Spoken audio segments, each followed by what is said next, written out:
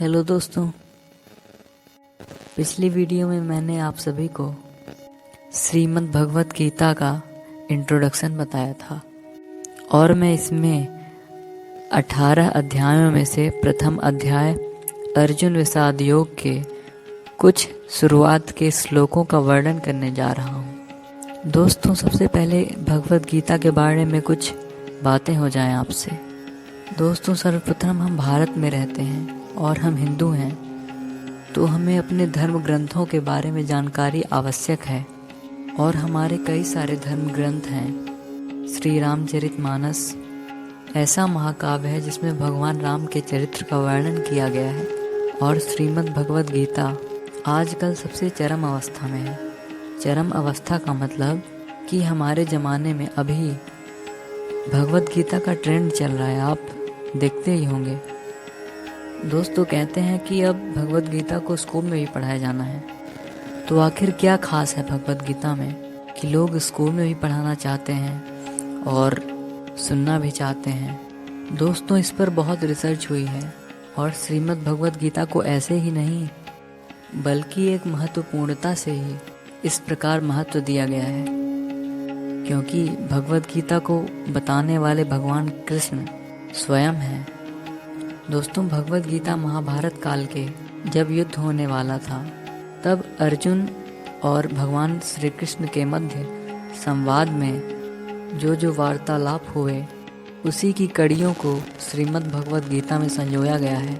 और श्रीमद् भगवत गीता हमें तभी समझ में आएगी जब हम इसे शुरुआत से पढ़ेंगे। दोस्तों, भगवत गीता एक ऐसा ग्रंथ है जिसमें हमारे जीवन से जुड़ा हुआ ऐसा कोई भी प्रश्न ना हो जिसका उत्तर इसमें ना दिया गया हो। सही भाषा में हमारे जीवन के हर एक प्रश्न का उत्तर भगवत गीता में है। इसलिए आजकल के बच्चे भी भगवत गीता में इंटरेस्ट ले रहे हैं। इसमें भगवान श्री कृष्ण अर्जुन के रथ के सारथी रहते हैं और वो इसी तरह अर्जुन के जीवन को पार लगाते हैं। और दोस्तों, जब हम भगवान कृष्ण को अपना सब कुछ या अपने जीवन का सारथी मान लेंगे और अर्जुन को खुद, तब जाकर ये गीता हमें बहुत अच्छे से समझ में आ जाएगी।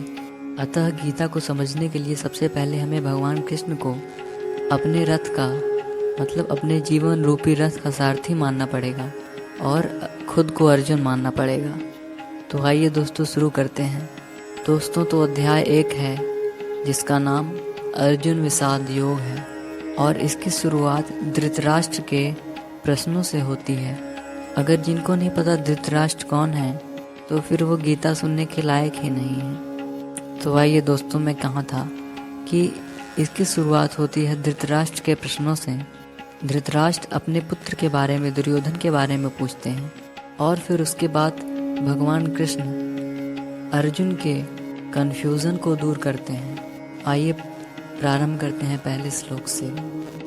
धर्म क्षेत्रे कुरुक्षेत्रे समवेतायुयुत्सवः मामकाः पांडवाश्चैव किम कुर्वन्तु संजय। जैसे आजकल हम सब कुछ लाइव देखते हैं, उसी प्रकार महाभारत में संजय को दिव्य दृष्टि प्रदान हुई थी। और धृतराष्ट्र संजय से पूछते हैं कि हे संजय, धर्म भूमि कुरुक्षेत्र में युद्ध की इच्छा से गए हुए मेरे और मेरे भ्राता पांडु के पुत्र क्या कर रहे हैं। दोस्तों, धृतराष्ट्र अंधे थे, वो स्वयं कुछ देख नहीं सकते थे, लेकिन वो अंधे सिर्फ आँख से थे, मन और हृदय से नहीं। उन्हें पता था कि उनके पुत्र अधर्म की ओर से युद्ध कर रहे हैं, क्योंकि धर्म तो वहाँ होता है जहाँ कृष्ण होते हैं। और धृतराष्ट्र इसी जिज्ञासा और चिंता से संजय से पूछते हैं कि कुरुक्षेत्र में क्या हो रहा है। अब दोस्तों, यह सब सुनकर संजय उत्तर देते हैं। संजय उवाच, दृष्ट्वा तु पांडवानीकं व्यूढ़ं दुर्योधनस्तदा आचार्यमुपसंगम्य राजा वचनमब्रवीत्। और फिर संजय बताते हैं कि हे महाराज, आपके पुत्र दुर्योधन पांडवों के व्यूह को देख रहे हैं, उनकी व्यूह रचना को देख रहे हैं। और यह सब देखकर आचार्य को जाकर बता रहे हैं। अर्थात दुर्योधन पांडवों की व्यूह रचना को देखकर आचार्य से उस व्यूह रचना की चर्चा कर रहे हैं। दोस्तों, जब कोई हम अपने जीवन में कोई भी काम करने जाते हैं तो सबसे पहले हम उसको देखते हैं। जैसे उदाहरण के लिए हम किसी रेस में गए हैं तो सर्वप्रथम हम ये देखेंगे कि यहाँ हमसे तेज दौड़ने वाले और कौन कौन होंगे, और हम इस सब की पूछताछ भी दूसरों से ही करेंगे कि भाई कौन तेज दौड़ता है। और हमारे जीवन में आने वाली चाहे कोई भी समस्या हो, सबसे पहले हम उसे देखते हैं। तो दुर्योधन व्यूह रचना को देखकर आचार्य से चर्चा कर रहा है। दोस्तों, तो आज थे यही बस हमारे 2 श्लोक, और इसके बाद नेक्स्ट श्लोक अगले वीडियो में। मैं सिर्फ थोड़े थोड़े ही श्लोकों के अर्थ बता रहा हूँ, जिससे कि आप बोरिंग ना हो, क्योंकि एक दिन में ही सारी गीता नहीं खत्म की जा सकती, क्योंकि इसमें 18 अध्याय हैं, और एक अध्याय भी नहीं खत्म किया जा सकता क्योंकि 5-6 घंटे हो जाएंगे। और दोस्तों, उसके लिए ना आपके पास टाइम है ना हमारे पास, तो मैं अपनी हर वीडियो में 2-2 श्लोक करके आप सभी को अर्थ बताया करूँगा।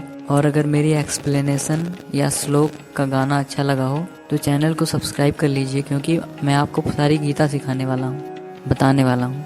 तो चैनल को सब्सक्राइब करना ना भूलना, और अगर लाइक नहीं किया है तो लाइक भी कर दीजिए। धन्यवाद। मिलते हैं अगले वीडियो में नए श्लोक के साथ।